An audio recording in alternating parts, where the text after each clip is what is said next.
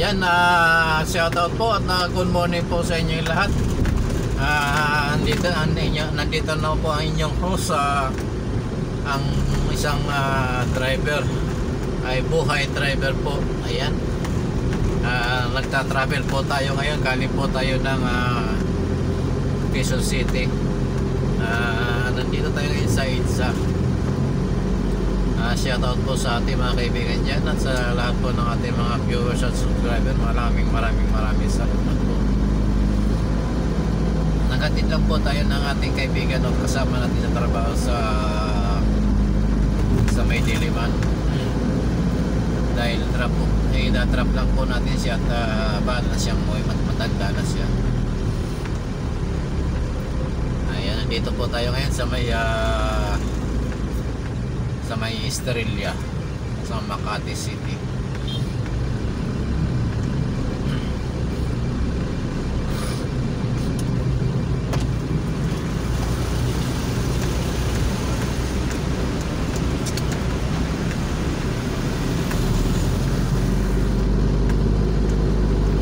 Ayan, sumakit yun lang muna ni host sa kakadaldal. Kanina pa ako dumadaldal mga oragon. Medyo malabo yung ating camera kasi against the light yata, hindi ko alam. Ayan, kung nakikita nyo yung loob ng sasakyan na dinadrive natin, wala na siyang pasayarang maliban doon sa mga upuan na lang. Ayan, sana maraming salamat po sa ating mga kaibigan OFW at sa ating mga subscriber. Maraming salamat po. Sa mga silent viewers po natin, thank you. God bless po sa inyo lahat.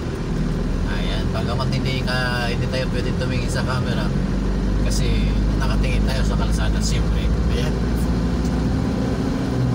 At ngayon po ay araw ng Biyernes. Mamaya po ang hapon uuwi po tayo.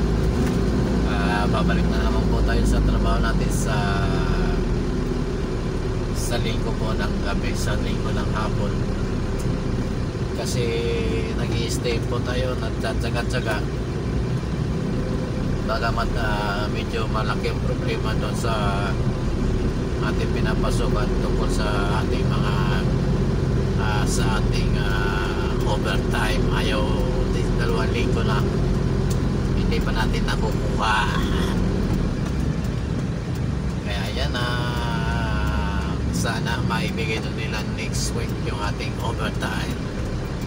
Kasi pinaghirapan natin yun.